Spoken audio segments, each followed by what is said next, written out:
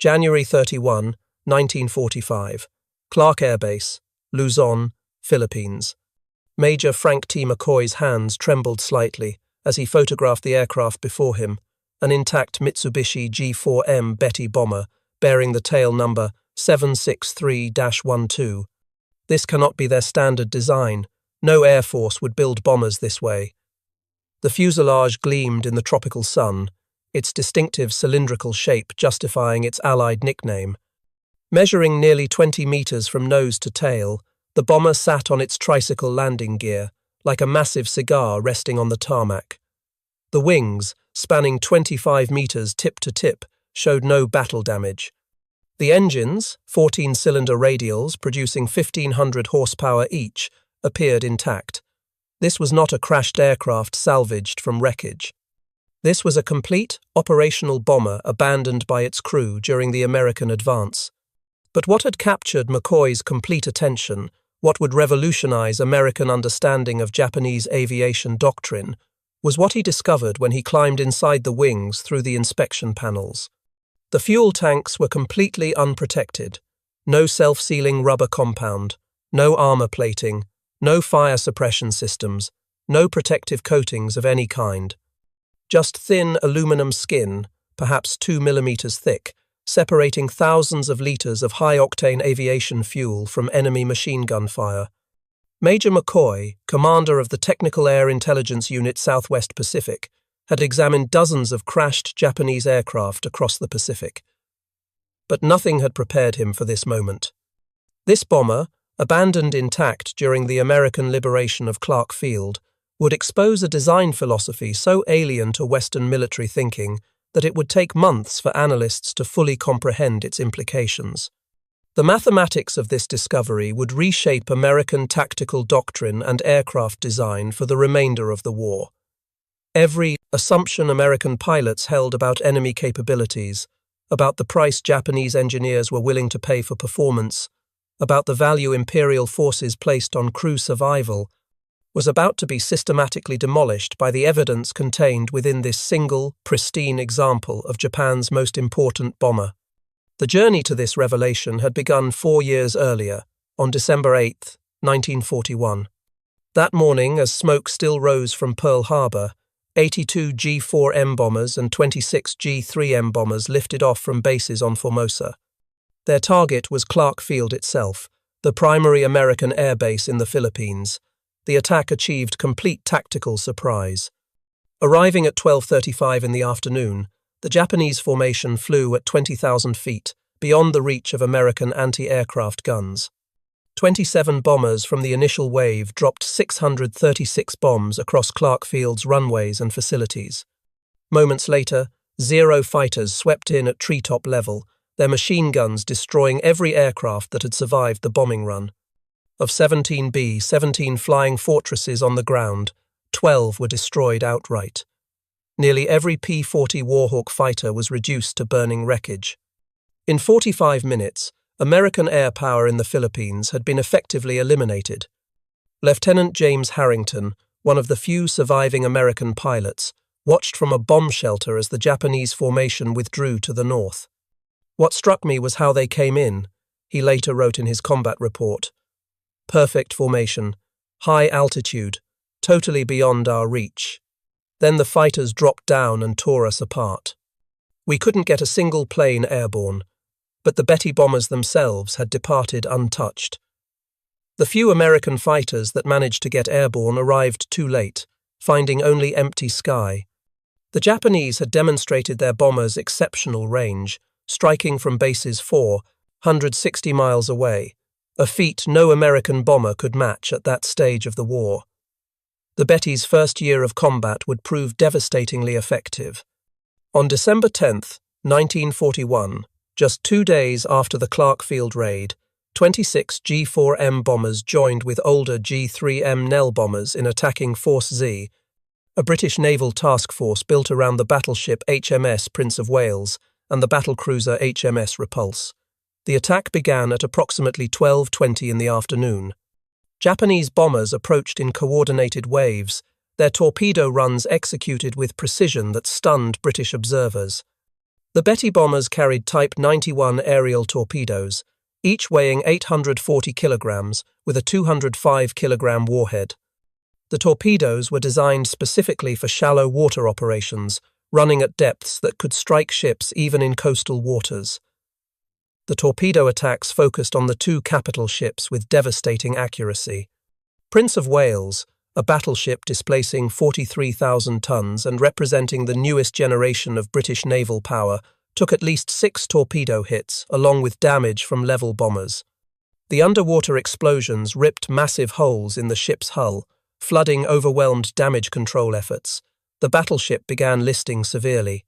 Repulse, a battlecruiser built during World War I but modernized in the 1930s, absorbed at least 4 torpedo hits while attempting to evade the attacking aircraft. The ship's anti-aircraft fire claimed several Japanese aircraft, but could not prevent the coordinated torpedo runs from finding their targets. The cumulative damage proved fatal. Both capital ships capsized and sank within hours of the attack. Prince of Wales went down at approximately 13:20 hours. Repulse followed at approximately 13:33 hours. 841 British sailors died. The survivors were rescued by escorting destroyers. The engagement lasted less than 2 hours from first contact to final sinking. For the first time in naval history, capital ships actively defending themselves had been sunk solely by air power while in the open sea. The G4M Betty bomber had achieved what naval theorists had debated for decades. British naval superiority in Asian waters had been shattered in 90 minutes. Across the Pacific theater through early 1942, American and Allied pilots encountered Betty bombers in every major engagement. The aircraft seemed to operate with impunity, striking targets at ranges that defied conventional understanding. They hit Darwin, Australia from bases 1,500 miles away, demonstrating reach that exceeded any Allied bomber's capability. They attacked Port Moresby from airfields across New Guinea's mountain ranges, maintaining pressure on Allied positions throughout the southwest Pacific. They struck Guadalcanal from Rabaul, a distance exceeding 600 miles, projecting Japanese air power across vast ocean expanses. The Betty's operational range gave Japanese forces strategic flexibility that Allied commanders struggled to counter. American fighters based at forward positions lacked the range to intercept Betty bombers departing from distant bases. Allied airfields came under attack from Japanese bases that were themselves beyond Allied striking range. The asymmetry in bomber capability meant that Japanese forces could attack at will, while Allied forces struggled to retaliate effectively. This advantage persisted through the first 6 months of the war. Betty bombers participated in virtually every Japanese offensive operation across the Pacific and Southeast Asia. They struck targets in the Philippines, Malaya, Netherlands, East Indies, New Guinea, and the Solomon Islands. They supported naval operations throughout the theater. They performed reconnaissance missions that exceeded the range of any Allied aircraft. The Betty became the symbol of Japanese air power's reach and effectiveness. But the advantage depended entirely on limited Allied fighter opposition. When Betty formations could strike without interception, when they could approach targets at high altitude beyond anti-aircraft range, when they could deliver weapons and depart before fighters arrived, the aircraft was devastatingly effective. These conditions characterized operations during the first half of 1942, when Allied air strength remained limited and dispersed. But by mid-1942, the tactical picture began to change. As American fighter strength increased, as Wildcats gave way to more capable Hellcats and Corsairs, as pilot training improved and tactical doctrine evolved, Betty crews began reporting disturbing losses. The shift became undeniable on August 8, 1942. 23 G4M bombers from the 4th Air Group departed Rabaul to attack American positions at Guadalcanal. American fighters intercepted the formation over Savo Island. In the engagement that followed, 18 of the 23 Betty bombers were shot down. Approximately 120 aviators died in what would become the single worst G4M loss during the entire campaign. Fighter pilots reported the same observation across every engagement. The Betty exploded into flames with minimal hits. 2 or 3 rounds anywhere along the fuselage or wings produced catastrophic results. The aircraft earned grim nicknames that spread rapidly through American squadrons. Flying Cigar, One-Shot Lighter, Flying Zippo, all references to the Betty's terrifying tendency to bloom into fire from battle damage. By October 1942, when Lieutenant Commander John Thomas Blackburn arrived at Guadalcanal commanding VF-17 flying F-4U Corsairs, the Betty's reputation had transformed completely. "First time we caught a Betty formation, we couldn't believe how easy they went down," Blackburn later reported. "Hit them anywhere along the fuselage or wings, and they'd explode. We actively hunted them, recognizing them as among the most vulnerable targets in Pacific skies. But the true extent of the Betty's vulnerability, the engineering decisions that made such catastrophic losses inevitable, would not be fully understood until American forces began capturing intact examples for detailed examination. The first significant intelligence breakthrough came in November 1942, when Australian forces overran Japanese airfields at Buna in Papua New Guinea. Among the abandoned aircraft, technical air intelligence units discovered Betty bombers with varying levels of damage. Initial examinations confirmed what pilots had reported. The fuel tanks had no protection whatsoever. Aeronautical engineers with the Allied Technical Air Intelligence Unit Southwest Pacific conducted the first detailed analysis. The wing access panels revealed fuel cells with no protective measures, thin aluminum construction, no rubber sealant layer, no protective coating, no fire suppression systems. Multiple Betty bombers examined at Buna showed identical characteristics. This was not battle damage or field modification. This was standard Japanese design. The implications were staggering. American bombers by 1942 universally featured self-sealing fuel tanks. The B-17 Flying Fortress had incorporated them from the B-17C model onward.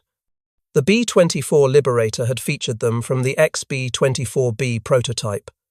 Even fighter aircraft like the P-38 and P-47 featured protected fuel systems. Self-sealing fuel tanks used layered rubber compound that swelled on contact with fuel when punctured by bullets or shell fragments, sealing holes and preventing fuel loss and fire. The technology added substantial weight to aircraft, but dramatically improved crew survival rates. American military doctrine considered this weight penalty essential and non-negotiable. Yet here was Japan's primary land-based bomber, produced in thousands, operating across the entire Pacific theater with fuel tanks that offered zero protection. The weight saved by eliminating self-sealing systems, armor plating, and fire suppression equipment was immediately apparent. But the cost in crew lives was becoming equally obvious in loss statistics that mounted with every engagement. The captured Betty at Clark Field in January 1945 would provide the most complete technical analysis. Major McCoy and his team spent 3 weeks dismantling and documenting every system. Their report, classified secret and distributed to all Allied air forces, detailed specifications that explained both the Betty's extraordinary capabilities and its catastrophic vulnerabilities. The G4M Model 1 specifications revealed an aircraft optimized ruthlessly for range and speed. Empty weight of 6,741 kilograms, remarkably light for a bomber of its size. Maximum takeoff weight of 9,500 kilograms. Fuel capacity of 4,780 liters distributed across 8 unprotected tanks, 4 in each wing, positioned in the wing's center section where they were most vulnerable to combat damage. Top speed of 428 kilometers per hour, or approximately 265 miles per hour. Maximum range of 6,034 kilometers, exceeding 3,700 miles. Service ceiling of 8,500 meters. Crew complement of 7 members, including pilot, co-pilot, navigator, bombardier, radio operator, and 2 gunners. The fuel system design was particularly revealing. The 8 tanks were arranged in 4 groups of 2, positioned along the wing's longitudinal axis where the wing joined the fuselage. This placement maximized fuel capacity by utilizing the thickest portion of the wing structure, but it also positioned the tanks directly in the path of enemy fire during combat. Any attack from the side or below would inevitably strike fuel tanks. The aluminum construction provided no protection. The absence of self-sealing compounds meant that even small punctures would leak fuel continuously. American engineers calculated that the weight saved by eliminating protection systems exceeded 500 kilograms per aircraft. This weight savings translated directly into additional fuel capacity and extended range. But the cost in vulnerability was equally calculable. Combat reports showed that Betty bombers hit anywhere in the wing area exploded with near certainty. The unprotected tanks created what engineers termed a critical failure point, a single system whose destruction guaranteed loss of the entire aircraft. These numbers told the story of design choices made in September 1937, when the Japanese Navy issued requirements that would define the G4M's entire existence. Top speed of 398 kilometers per hour, cruising altitude of 3,000 meters, range of 4,722 kilometers unloaded, or 3,700 kilometers carrying 800 kilograms of bombs or torpedoes. The requirements reflected Japanese naval strategy in the late 1930s. Japan's empire stretched across vast Pacific distances. Naval bases were separated by thousands of kilometers of ocean. The Navy needed bombers capable of striking enemy positions far beyond the range of carrier aircraft, bombers that could operate from land bases to support naval operations across the entire theater. Existing Japanese bombers fell far short of these requirements. The G4M bomber, then in service, had a maximum range of approximately 3,000 kilometers. American bombers like the B-17 had even more limited range in their early variants. No bomber in service anywhere in the world in 1937 could strike targets at the distances Japanese planners envisioned. The Navy's requirements were not arbitrary. They were calculated based on the distances Japanese forces would need to cover in any future Pacific conflict. From Formosa to the Philippines, 460 miles. From Repulse to Guadalcanal, 600 miles. From Japanese home islands to potential targets across the Pacific, thousands of miles. The bomber that could meet these requirements would give Japan strategic reach that no other nation possessed. But the requirements also reflected assumptions about future warfare that would prove catastrophically wrong. Japanese planners assumed that surprise and initiative would provide protection for long-range bombers. They assumed that enemy fighter opposition would be limited by range and numbers. They assumed that the war would be decided quickly, before enemy industrial capacity could generate overwhelming force. Every assumption would prove false. The man tasked with achieving the impossible was Kiro Honjo, who led the Mitsubishi design team after taking over from Joji Hattori. Honjo had studied bomber design at Junkers in Germany during the early 1930s, absorbing European aeronautical engineering principles and manufacturing techniques before returning to Japan. He understood immediately that meeting the Navy's requirements would demand compromises that Western air forces would never accept. Honjo assembled a team of engineers at Mitsubishi's Nagoya facilities to tackle the design challenges. The team analyzed every aspect of bomber design, calculating weight budgets for every component and system. They studied existing bombers from multiple nations, identifying where weight could be reduced without compromising structural integrity. They experimented with new construction techniques and materials that might offer weight savings. The mathematics were brutally simple. To achieve the required range, the aircraft needed massive fuel capacity. Each liter of aviation fuel weighed approximately 0.8 kilograms. 4,780 liters of fuel meant approximately 3,800 kilograms of fuel weight at full load. To achieve the required speed with this fuel load, the aircraft needed minimal weight. Every kilogram added to the empty weight reduced either range or payload capacity. These two requirements existed in direct opposition. Fuel was heavy. Protection systems were heavy. Armor plating weighing hundreds of kilograms would be required to protect crew positions and vital systems. Self-sealing fuel tanks added substantial weight through the rubber compounds and additional structure required. Fire suppression systems added weight. Redundant safety measures added weight. The cumulative weight of adequate protection would prevent achieving the required performance. Honjo made the decision that would define the G4M throughout its service life. Protection would be sacrificed for performance. The fuel tanks would be unprotected aluminum construction, no self-sealing compounds, no armor plating around fuel cells, no fire suppression systems beyond basic fire extinguishers, no redundant safety measures. Every kilogram saved would be invested in fuel capacity, range, and achieving the Navy's performance specifications. The decision was not made lightly. Honjo understood the risks. His team calculated the vulnerabilities that unprotected fuel tanks would create. They knew that combat damage to the wings would likely prove catastrophic. But they also knew that the Navy's requirements could not be met any other way with available technology. The choice was between an aircraft that met performance specifications with known vulnerabilities or an aircraft that failed to meet requirements but offered better protection.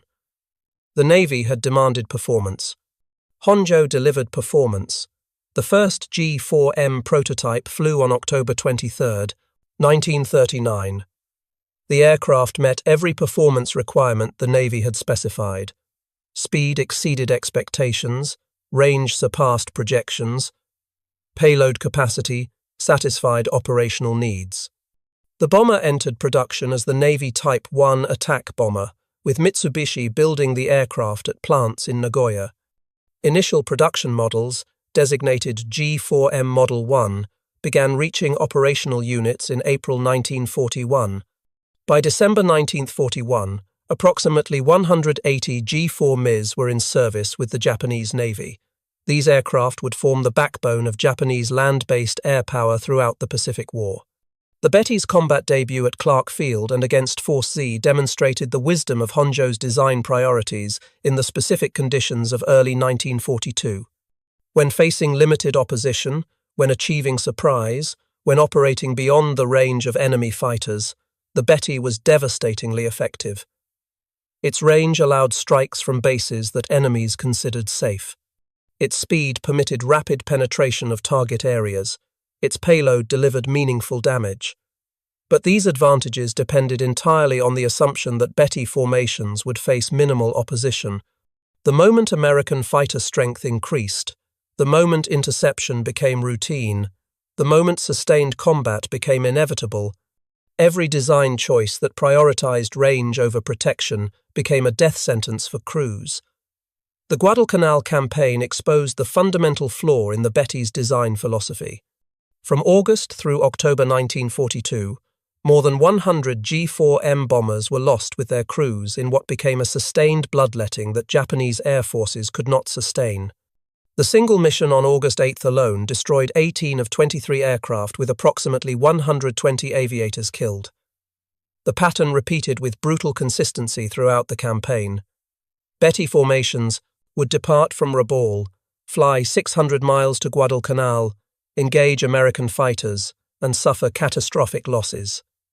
August 9th saw additional bombers lost.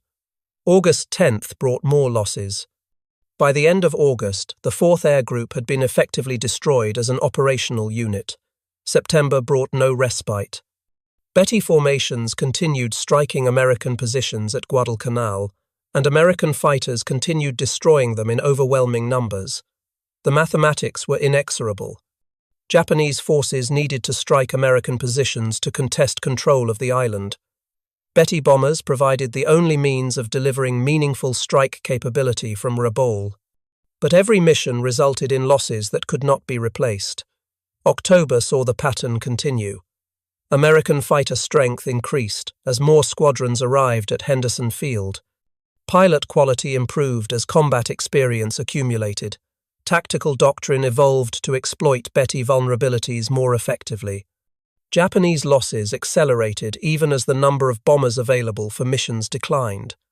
By November, when the Guadalcanal campaign effectively ended with Japanese withdrawal, Betty losses exceeded 100 aircraft. Crew casualties approached 700 men dead. The exchange rate was unsustainable. Japan's most capable land-based bomber had been rendered obsolete by its own vulnerabilities. transformed from a feared weapon into what American pilots called easy meat. Japanese planners had expected losses. All military operations involve casualties, but the scale of Betty losses exceeded every projection. The unprotected fuel tanks that permitted 6,000-kilometer range also guaranteed that any hit to wings or fuselage would likely prove fatal. There was no middle ground, no wounded bombers limping home, no damaged but survivable aircraft. Betty bombers either returned untouched or exploded in flames. By mid-1943, Japanese engineers recognized that modifications were essential. Starting with the 663rd aircraft produced in March 1943, 30mm rubber sheets were installed beneath wing surfaces where fuel tanks were located. These sheets were not true self-sealing tanks. They were a compromise measure, adding minimal weight while providing limited protection against fuel leakage. The modification reduced top speed by 9 km per hour. Maximum range decreased by 315 kilometers, but crew survival rates showed no significant improvement. The rubber sheets could slow fuel leakage from small caliber hits. They could not prevent fires from larger caliber rounds or cannon shells. They could not stop explosions when tracers ignited fuel vapor. The fundamental vulnerability remained unchanged. Japanese designers attempted more comprehensive protection with the G4M Model 3, introduced in October 1944. This variant featured actual self-sealing fuel tanks, with capacity reduced to 4,490 litres to accommodate the leak-blocking material. The modification reduced maximum range to 3,640 kilometres, a loss of more than 2,000 kilometres compared to the original G4M Model 1. Approximately 60 G4M Model 3 aircraft were produced by war's end. The modification came too late and in too limited numbers to affect the Betty's combat record. By late 1944, American air superiority was so complete that no level of fuel tank protection would have permitted Betty bombers to operate effectively. The war's outcome had already been determined.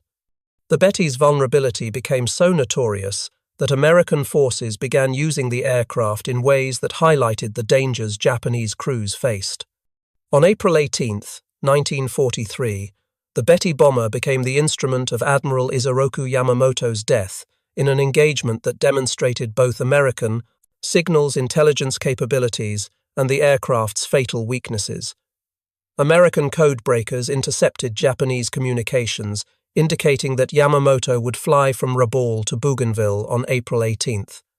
The Admiral would travel aboard a G4M bomber with a fighter escort. 18 P-38 Lightnings from the 339th Fighter Squadron were assigned to intercept the flight, though only 16 actually flew the mission after one aircraft blew a tire on takeoff and another suffered drop tank failures. The mission required extraordinary precision. The P-38s would fly over 400 miles at wave-top height to avoid radar detection, navigate across open ocean without landmarks, and arrive at exactly the calculated intercept point at exactly the calculated time. Any error in navigation, any deviation in timing, would result in mission failure. The intercept had to occur within a narrow window when Yamamoto's aircraft would be vulnerable. The P-38s departed Guadalcanal at 07:25 hours. They flew at 50 feet above the ocean for over 400 miles, maintaining strict radio silence. Navigation was by dead reckoning and timing. The formation arrived at the calculated intercept point with precision that would become legendary in aviation history. At 09:34 hours, exactly on schedule and exactly 1 minute ahead of the calculated intercept time, the P-38 spotted Yamamoto's formation. 2 Betty bombers flying at low altitude with 6 Zero fighters as escort. Captain Thomas Lanphier and First Lieutenant Rex Barber broke from the formation to engage the bombers, while other P-38s held off the Zero fighters. Barber engaged the lead Betty bomber, which carried Admiral Yamamoto. The bomber took hits to the wing area where the unprotected fuel tanks were located. The aircraft exploded in flames and crashed in the jungle. Yamamoto's body was recovered, the Toma, following day. He had been killed by injuries sustained during the crash. The second Betty bomber also crashed, killing all aboard. The operation demonstrated multiple aspects of Allied superiority. American signals intelligence had intercepted and decoded Japanese communications. American planning had calculated intercept timing with 1-minute precision over 400 miles of ocean. American fighters had executed the mission flawlessly, despite extraordinary navigation challenges, and the Betty bomber's vulnerabilities had guaranteed that successful interception would be fatal. There was no possibility of Yamamoto's bomber surviving once it came under attack. The unprotected fuel tanks ensured that any damage would be catastrophic. The Betty's vulnerability reached its most dramatic demonstration on March 21, 1945. 18 G4M bombers took off from Kanoya Air Base, each carrying an MXY-7 Ohka rocket bomb beneath its fuselage. The Ohka was a piloted rocket-powered aircraft with a 1,200-kilogram warhead designed for kamikaze attacks against American ships. The mission required the Betty bombers to fly within 20 kilometers of their targets before releasing the Ohka aircraft. The Ohka pilot would then ignite the rocket motor and dive at speeds exceeding 650 kilometers per hour toward American ships. The warhead's 1,200 kilograms of explosives would destroy any vessel it struck, but the mission depended entirely on the Betty bombers surviving long enough to reach release range. The formation departed Kanoya at approximately 14:30 hours. The 18 G4M bombers flew in tight formation with fighter escort, heading toward American naval forces off Okinawa. Each bomber carried an Ohka weapon beneath its fuselage, adding substantial weight and drag that reduced speed and maneuverability. The bombers were even more vulnerable than usual, unable to evade or maneuver effectively while carrying the Ohka loads. American radar detected the formation at approximately 100 miles distance. F-6, F Hellcat fighters from USS Hornet were scrambled to intercept. The Hellcats reached the Japanese formation well before it approached release range for the Ohka weapons. In the engagement that followed, American fighters systematically destroyed the entire formation. The Betty bombers, already vulnerable under normal circumstances, proved completely helpless while carrying Ohka weapons. The additional weight prevented evasive maneuvers. The external weapon created drag that reduced speed. The unprotected fuel tanks guaranteed that any hit would be fatal. One by one, the bombers exploded and fell into the ocean. Not a single Betty bomber survived to reach release range. Not a single Ohka weapon was launched against American ships. 137 bomber crew members and 15 Ohka pilots died in the attack. The mission represented the ultimate expression of the Betty's fundamental flaw. An aircraft designed to deliver weapons to distant targets could not survive to deliver those weapons when facing prepared opposition. The extraordinary range that made the mission theoretically possible meant nothing when the aircraft exploded before reaching weapon release range. The final mission flown by Betty bombers came on August 19, 1945, 4 days after Emperor Hirohito announced Japan's surrender. 2 white-painted G4M bombers with green crosses departed Atsugi Airfield carrying Japanese representatives to discuss surrender terms with Allied forces. The aircraft, given call signs Bataan 1 and Bataan 2, flew to Ieshima, where the Japanese delegation transferred to an American C-54 for transport to Manila. The symbolism was profound and deliberate.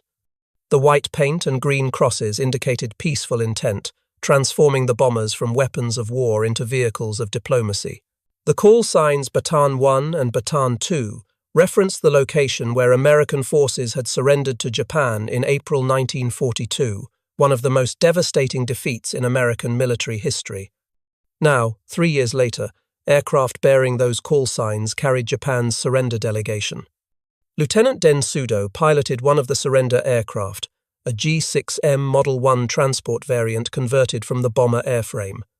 The transport variants retained the Betty's distinctive cylindrical fuselage and wing configuration, but carried passengers and cargo rather than weapons. The crew wore dress uniforms rather than flight suits. The aircraft carried no weapons, no ammunition, no military equipment of any kind beyond what was necessary for flight. The flight from Atsugi to Ieshima covered approximately 1,000 kilometers, well within the Betty's range, even in transport configuration. American fighters escorted the White Betty bombers throughout their flight, ensuring they remained on the prescribed course.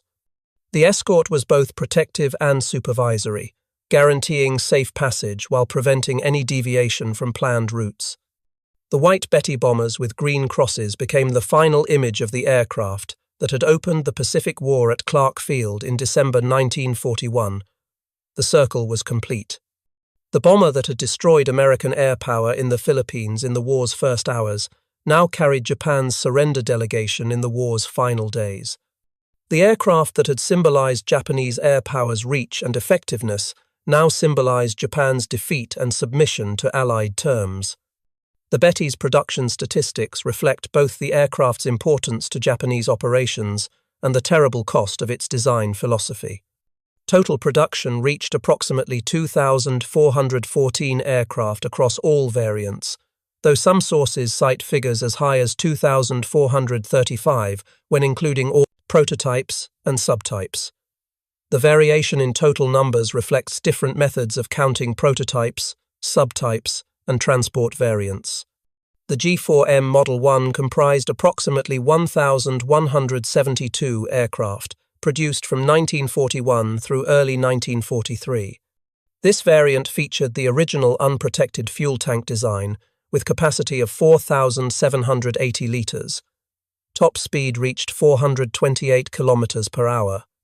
Maximum range of 6,034 kilometers made it the longest-ranged bomber in service anywhere in the world. But the complete absence of protection systems made it catastrophically vulnerable once American fighter strength increased. The G4M, Model 2, with increased fuel capacity and slightly higher speed, accounted for approximately 1,142 examples produced from 1943 through 1945. This variant increased fuel capacity to 6,490 litres, extending maximum range even further. Top speed increased slightly to 437 km per hour. But the Model 2 retained the fundamental vulnerability of unprotected fuel tanks. The modifications improved performance without addressing survivability.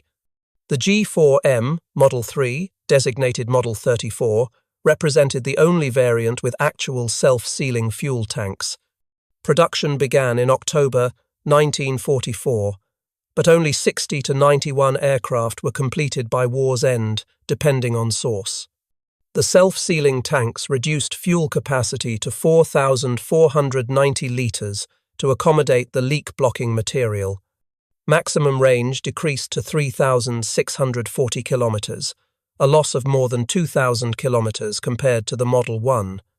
The modification came too late and in too limited numbers to affect combat outcomes.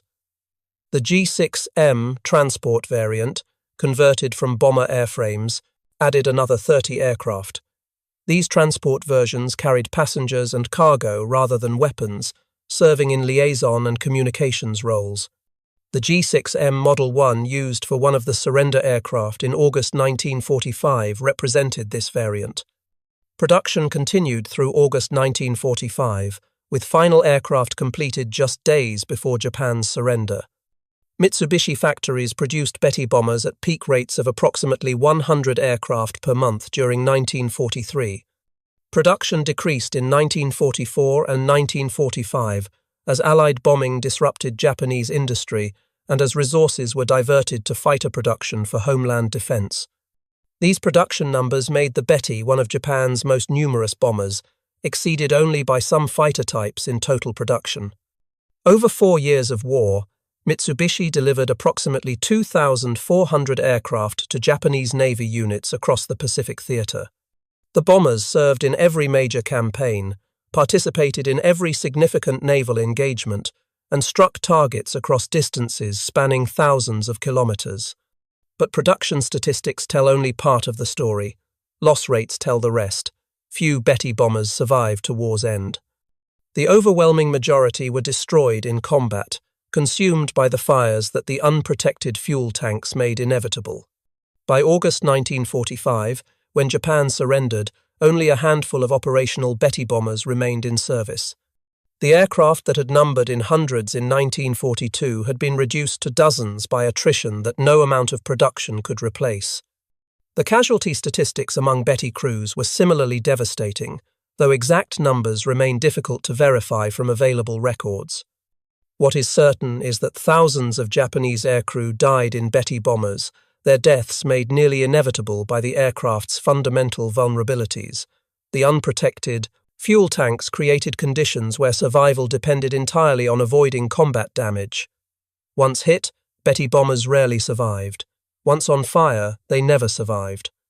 The crews understood these odds and flew anyway, because military discipline and cultural values demanded that they accept the risks regardless of consequences.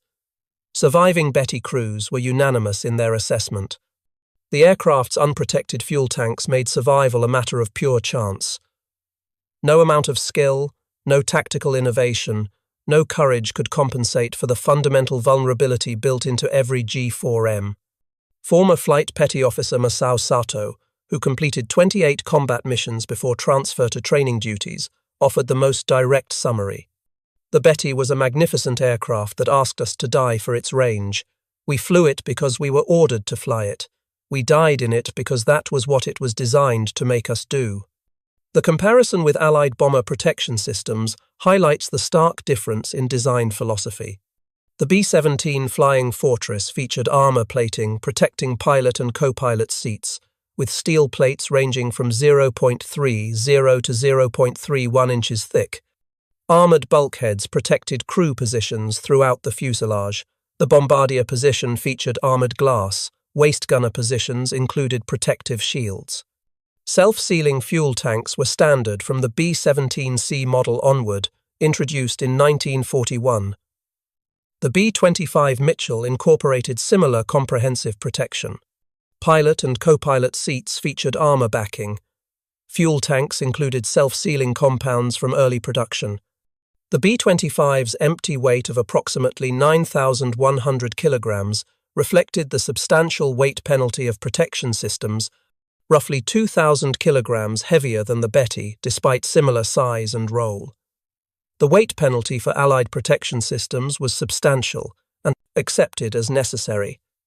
American studies during the war demonstrated the effectiveness of crew protection measures with statistical precision.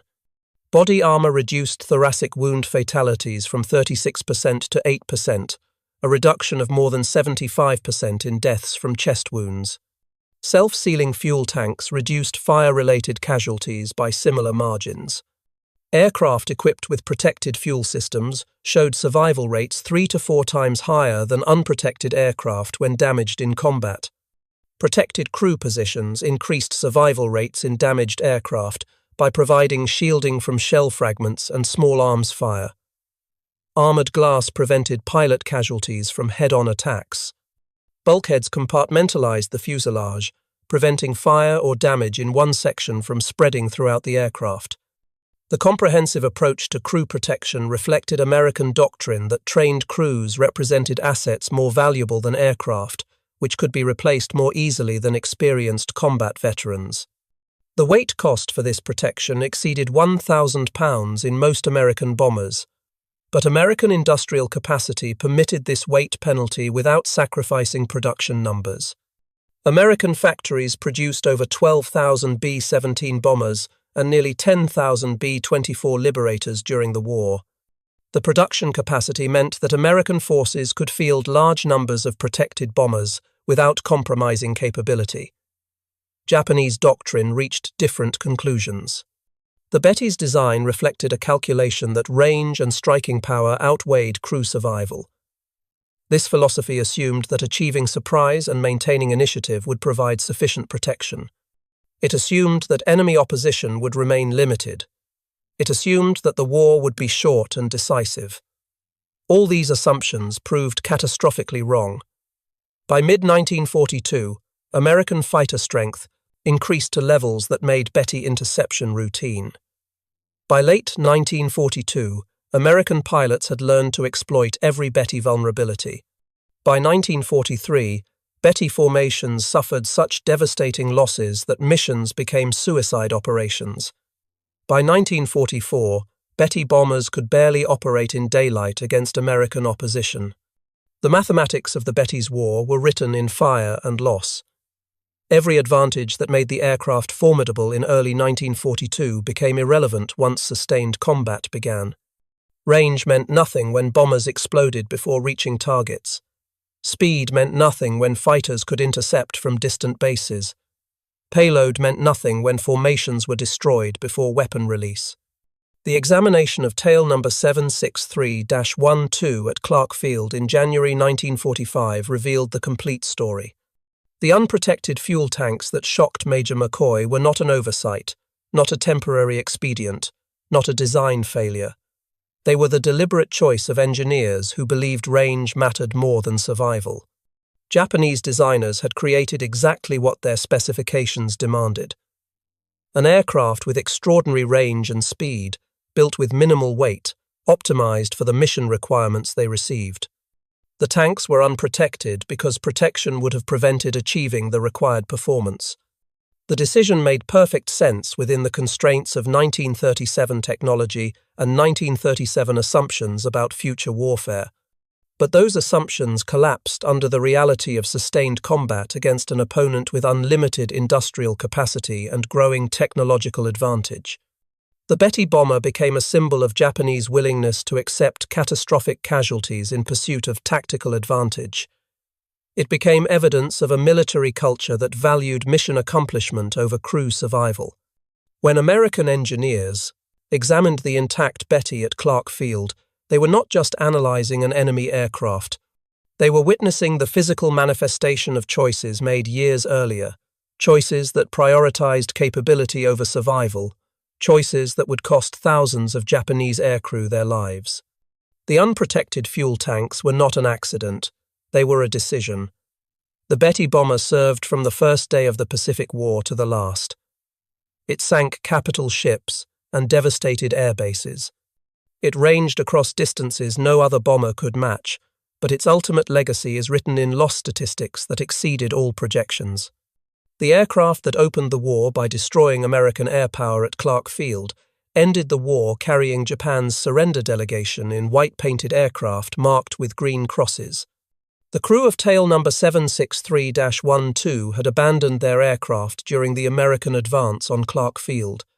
They had survived by walking away from an aircraft whose design made survival in combat nearly impossible. Most Betty crews were not so fortunate. They flew missions knowing the danger. They climbed into unprotected bombers and crossed vast Pacific distances. And they died in overwhelming numbers, consumed by fires that the aircraft's design made inevitable. The Betty bomber's story is ultimately about the price of capability without protection. It demonstrates that performance alone cannot guarantee success when that performance is purchased at the cost of crew survival. The extraordinary range of 6,000 kilometers meant nothing when aircraft could not survive the final 100 kilometers to target. The impressive speed of 428 kilometers per hour provided no advantage when American fighters could intercept from distant bases with warning from radar systems. The payload capacity of 1 ton became irrelevant when formations were destroyed before weapon release. Most importantly, the Betty reveals that military technology divorced from realistic assessment of combat conditions produces weapons that kill their own crews as efficiently as they strike enemy targets. The assumptions underlying the Betty's design, assumptions about limited opposition and short warfare duration, proved catastrophically wrong within months of the Pacific War's start. By the time these assumptions were proven false, thousands of Betty bombers were already in service or production, and Japanese industry lacked the capacity to replace them with better protected designs. Japanese designers understood the risks when they made their choices in 1937 and 38. They calculated the weight penalties. They knew the vulnerabilities. They accepted the trade-offs because they believed the performance advantages would prove decisive. They were wrong. And thousands of men paid the price for that miscalculation with their lives. The Betty's legacy extends beyond aviation history into fundamental questions about aircraft design, philosophy, military ethics, acceptable risk, and the value of human life in warfare. American designers answered those questions by prioritizing protection even at the cost of performance. Japanese designers answered differently. It stands as evidence of what happens when capability is prioritized over survivability, when range is purchased with crew lives, when performance requirements override protection considerations. The thousands of burning Betty bombers across the Pacific sky marked the consequences of that philosophical difference, revealing the fundamental difference between how different nations approached warfare in the Pacific. American forces designed aircraft to bring crews home. Japanese forces designed aircraft to reach targets regardless of cost. In the end, the nation that valued crew survival built an air force that could sustain operations indefinitely. The nation that accepted catastrophic casualties for performance advantages built an air force that destroyed itself through attrition. The examination of tail number 763-12 at Clark Field provided the final proof of what Allied forces had suspected for years. The Betty bomber was not poorly designed. It was brilliantly designed to achieve specific goals. Those goals simply did not include bringing Japanese crews home alive. And in that single fact lies the entire story of why Japan lost the Pacific War.